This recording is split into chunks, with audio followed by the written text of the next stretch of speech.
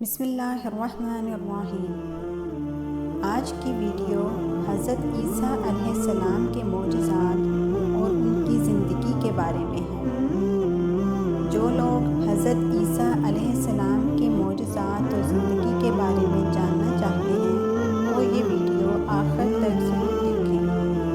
اللہ کی قدرت بہت بے مثال ہے، انسانی عقل اسے کبھی نہیں سمجھ سکتی۔ وہ لامحدود ہے اور اس کے ہر کام میں ایک نہ ایک راز چھپا ہے۔ اسی طرح اس نے اپنی قدرت کی کاریگری سے کبھی بغیر ماں باپ کے حضرت آدم علیہ السلام کو پیدا فرمایا تو کبھی بغیر ماں کے حضرت حوا علیہ السلام کو پیدا فرمایا، اور پھر اس نے بغیر باپ کے بھی اپنے برگزیدہ پیغمبر حضرت عیسیٰ روح اللہ کو پیدا فرمایا اور ان کو معجزات کے اعزاز سے نوازا، اور پھر دشمنوں سے محفوظ کرنے اور قرب قیامت فتنوں کا خاتمہ کرنے کے لیے آسمان پر اٹھا لیا۔ اب کیا کیا معجزات رونما ہوئے، کس طرح ہوئے، وہ سب اس ویڈیو میں بیان کیے جائیں گے۔ حضرت عیسیٰ علیہ السلام بنی اسرائیل میں مبعوث ہونے والے آخری نبی تھے۔ آپ علیہ السلام نے اپنی قوم کو خاتم الانبیاء حضرت محمد مصطفیٰ صلی اللہ علیہ وآلہ وسلم کی آمد کی خوشخبری دی۔ قرآن کریم میں ارشاد ہے، اور جب عیسیٰ ابن مریم نے کہا کہ اے بنی اسرائیل، میں تمہارے پاس اللہ کا بھیجا ہوا آیا ہوں اور ایک پیغمبر کی جو میرے بعد آئیں گے جن کا نام احمد صلی اللہ علیہ وآلہ وسلم ہوگا، بشارت سناتا ہوں۔ حضرت عیسیٰ علیہ السلام کے بعد تقریباً 600 سال تک کوئی نبی نہیں آیا۔ پھر اللہ تعالیٰ نے ہمارے آقا سرکار دو عالم صلی اللہ علیہ وآلہ وسلم کو سارے جہانوں کے لیے رحمت بنا کر مبعوث فرمایا اور ان پر آخری آسمانی کتاب قرآن مجید نازل فرمائی۔ حضرت عیسیٰ علیہ السلام پر انجیل نازل فرمائی گئی تھی۔ ارشاد باری تعالیٰ ہے، اور ہم نے ان پیغمبروں کے بعد عیسیٰ ابن مریم کو اپنے سے پہلی کتاب یعنی تورات کی تصدیق کرنے والا بنا کر بھیجا، اور ہم نے انجیل عطا کی جس میں ہدایت اور نور تھا۔ ابن جریر نے تحریر کیا ہے کہ حضرت عیسیٰ علیہ السلام پر جب انجیل نازل ہوئی تو آپ علیہ السلام کی عمر مبارک 30 سال تھی، اور نبوت کے 3 سال بعد یعنی 33 برس کی عمر میں اللہ تعالیٰ نے آپ علیہ السلام کو آسمان پر اٹھا لیا۔ قرآن مجید میں کیا تذکرہ ہے اس کا؟ قرآن کریم کی 13 سورتوں میں مختلف ناموں سے حضرت عیسیٰ علیہ السلام کا تذکرہ موجود ہے۔ 26 مقامات پر عیسیٰ علیہ السلام، 23 مقامات پر ابن مریم، 11 جگہوں پر مسیح اور 1 مقام پر عبداللہ کہا گیا ہے۔ قرآن کریم کی 19ویں سورہ مریم حضرت عیسیٰ علیہ السلام کی والدہ محترمہ کے نام پر ہے، جس میں حضرت مریم بنت عمران اور حضرت عیسیٰ علیہ السلام کا قصہ تفصیل کے ساتھ موجود ہے۔ اس کے علاوہ قرآن کریم کی تیسری سورہ العمران حضرت مریم علیہ السلام کے والد ماجد کے نام سے منسوب ہے، جس میں حضرت مریم علیہ السلام کی پیدائش کا واقعہ بیان کیا گیا ہے۔ قرآن کریم کی 5ویں سورہ المائدہ میں اس کھانے کا ذکر ہے جس کی فرمائش حضرت عیسیٰ علیہ السلام کے حواریوں نے کی تھی۔ حضرت عیسیٰ علیہ السلام نے بارگاہ رسالت میں دعا کی جس پر آسمان سے مائدہ یعنی کھانے کے خواں کا نزول ہوا، بیٹے کی بشارت۔ سورہ مریم کی آیات 16 سے 35 کے درمیان حضرت عیسیٰ علیہ السلام کی پیدائش کا ذکر فرمایا گیا ہے۔ حضرت مریم علیہ السلام بیت المقدس سے متصل حجرے میں قیام پذیر تھی۔ ایک دن وہ مسجد کے مشرقی کونے میں عبادت یا کسی اور مقصد سے تشریف لے گئیں اور پردہ کر لیا۔ امام قرطبی رحمۃ اللہ فرماتے ہیں کہ وہ حسب عادت یکسوئی کے ساتھ عبادت الہی میں مشغول ہونے کے لیے حجرے کے مشرقی جانب یعنی کسی گوشے میں تشریف لے گئیں۔ حضرت ابن عباس رضی اللہ تعالیٰ عنہ سے منقول ہے کہ نصارہ نے جو مشرق کی جانب اپنا قبلہ بنایا اور اس جانب کی بڑی تعظیم کرتے ہیں، اس کی یہی وجہ ہے۔ حضرت مریم علیہ السلام اس گوشے میں تنہا تھی کہ اچانک حضرت جبرائیل امین انسانی شکل میں تشریف لائے۔ حضرت مریم علیہ السلام نے ایک اجنبی شخص کو یوں اپنے قریب دیکھا تو گھبرا گئی اور کہنے لگی، میں تجھ سے رحمان کی پناہ مانگتی ہوں، اگر تو اللہ سے ڈرتا ہے تو یہاں سے چلا جا۔ حضرت جبرائیل علیہ السلام نے فرمایا، تم مجھ سے ڈرو نہیں، میں تو پروردگار کا بھیجا ہوا فرشتہ ہوں اور تمہیں ایک پاکیزہ بیٹا دینے کی خوشخبری لے کر آیا۔ حضرت مریم علیہ السلام نہایت حیران اور پریشان ہوئی اور تعجب سے فرمایا، بھلا میرے ہاں بچہ کیسے ہو سکتا ہے؟ مجھے تو کسی انسان نے ہاتھ تک نہیں لگایا اور نہ ہی میں بدکار ہوں۔ حضرت جبرائیل علیہ السلام نے فرمایا، ہاں بات تو یہی ہے، لیکن اللہ تعالیٰ فرماتے ہیں کہ یہ میرے لیے بہت آسان ہے اور ہم اسے اپنی قدرت تخلیق کے لیے نشانی بنانا چاہتے ہیں۔ اس سے قبل ہم نے تمہارے باپ آدم علیہ السلام کو مرد اور عورت کے بغیر اور تمہاری ماں حوا کو صرف مرد سے پیدا کیا، اور اب عیسیٰ علیہ السلام کو پیدا کر کے چوتھی شکل میں بھی پیدا کرنے پر اپنی قدرت کا اظہار کرنا چاہتے ہیں، اور وہ ہے صرف بغیر مرد کے پیدا کرنا۔ دراصل اللہ تعالیٰ تو ہر چیز پر قادر ہے، وہ جب جہاں اور جس طرح چاہیں پیدا کر سکتے ہیں۔ وہ بے جان چیز سے جاندار کو پیدا کر سکتے ہیں اور جاندار سے بے جان۔ حضرت عیسیٰ علیہ السلام کی پیدائش۔ بیٹے کی بشارت کے بعد حضرت جبرائیل علیہ السلام نے آپ علیہ السلام پر پھونک ماری اور وہاں سے چلے گئے۔ کچھ دنوں کے بعد حضرت مریم علیہ السلام کو بچے کی پیدائش کے آثار محسوس ہونے لگے۔ جیسے جیسے پیدائش کے دن قریب آتے جا رہے تھے، آپ علیہ السلام کی پریشانی میں بھی اضافہ ہوتا جا رہا تھا۔ جب پیدائش کا وقت قریب آیا تو آپ علیہ السلام لوگوں کے خوف سے بیت المقدس سے تقریباً 9 میل دور جنگل کی جانب ایک پہاڑی کوہ صرات کی جانب چلی گئیں۔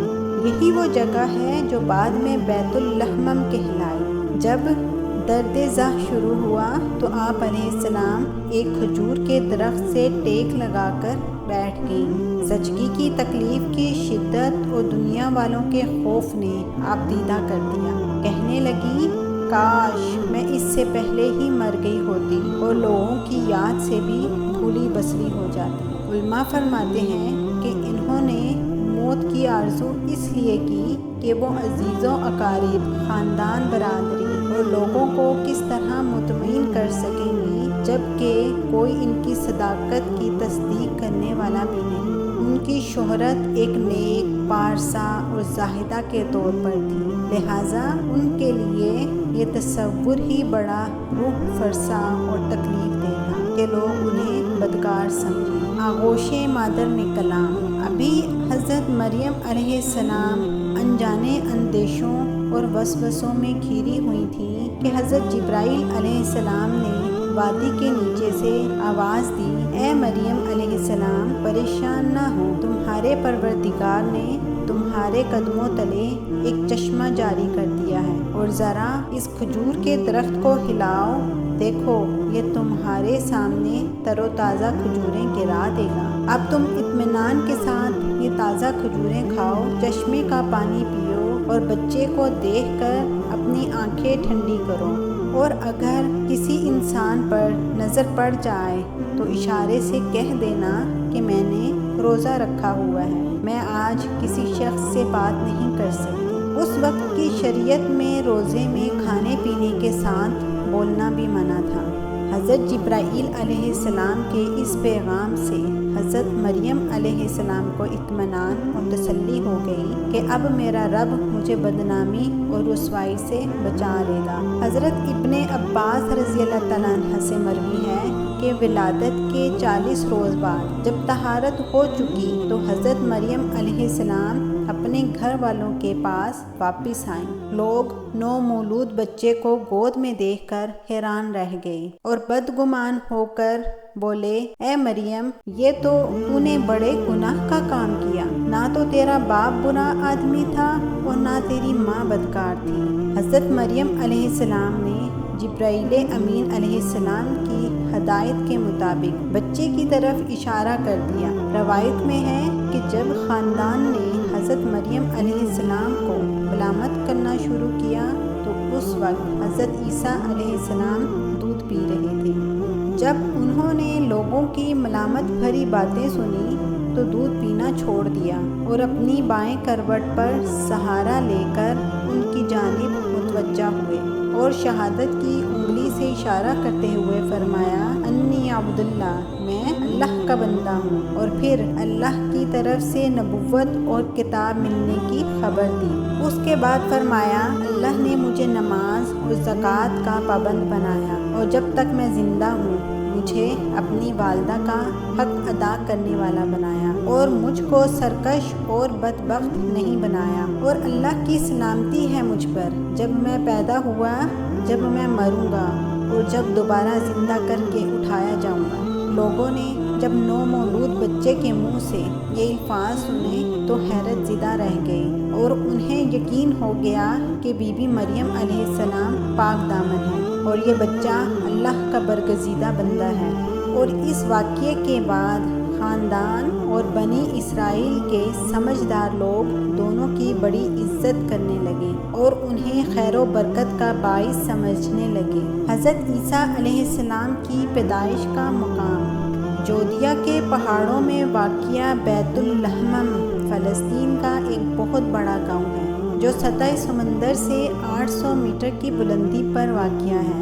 بیت اللحم کے جنوب میں چند میل کی مسافت پر کوہ صرات کے دامن میں وہ تاریخی مقام ہے جہاں حضرت عیسیٰ علیہ السلام پیدا ہوئے۔ اس غار سے متصل کونے میں ایک پتھر نصب ہے جس میں ایک گول سوراخ ہے۔ بتایا جاتا ہے کہ اس جگہ کھجور کا وہ درخت تھا جس کے متعلق قرآن مجید میں ذکر ہے کہ اے مریم علیہ السلام، اسے ہلاؤ تو کھجوریں گریں گی۔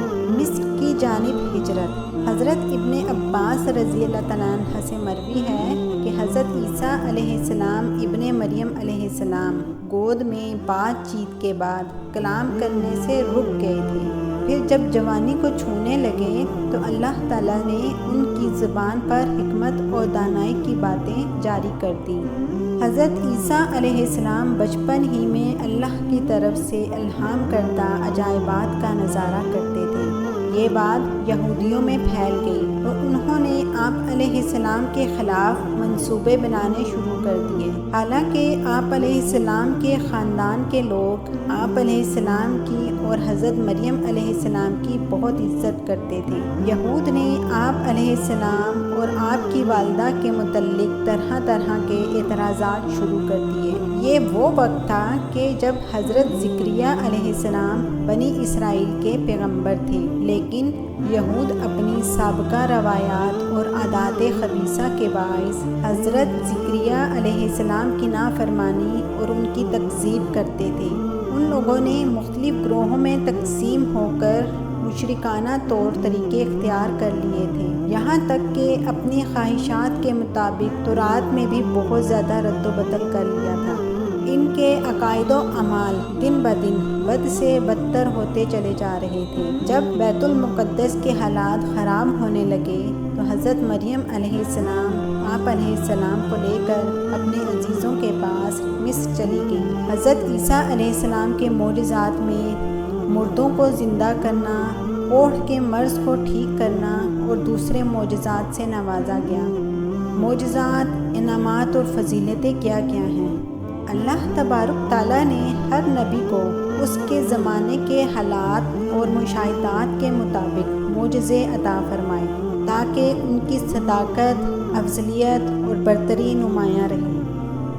اسی طرح اللہ نے حضرت عیسیٰ علیہ السلام کو بھی معجزے اور فضیلتیں عطا فرمائیں۔ سب سے پہلا معجزہ تو حضرت عیسیٰ علیہ السلام کا بغیر والد کے پیدا ہونا تھا۔ آغوش مادر میں کلام کر کے اپنی والدہ کی پاکیزگی اور صداقت کی گواہی دینا تھا۔ مٹی کا پرندہ بناتے، اس پر پھونک مارتے تو وہ اللہ کے حکم سے پرندہ بن جاتا۔ پیدائشی نابینا کی آنکھوں پر ہاتھ رکھتے تو اس کی بینائی ایسے آ جاتی جیسے کبھی نابینا نہ ہوا ہو۔ برص، جذام اور کوڑھ کے مریضوں کو اللہ کے حکم سے صحت یاب کر دیتے، مردوں کو زندہ کر دیتے۔ لوگ جو کچھ گھروں سے کھا کر آتے اور جو اپنے گھروں میں ذخیرہ کرتے، اس کی تفصیل بتا دیتے۔ اللہ نے یہود و نصارہ کی پھانسی سے بچا کر زندہ سلامت آسمانوں پر اٹھا لیا۔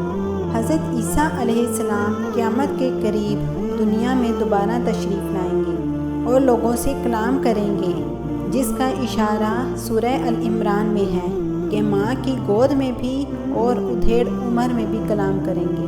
جب آپ علیہ السلام کو دنیا میں دوبارہ بھیجا جائے گا تو آپ علیہ السلام امت محمدیہ کی قیادت کے لیے بحیثیت خلیفۃ الرسول صلی اللہ علیہ وآلہ وسلم اور امتی کے تشریف لائیں گے۔ آپ علیہ السلام مسلمانوں کے ساتھ مل کر جہاد کریں گے، دجال اور خنزیر کو قتل کریں گے، صلیب کو توڑ ڈالیں گے، زمین میں امن و برکت ہوگی، دنیا میں صرف اسلام رہ جائے گا۔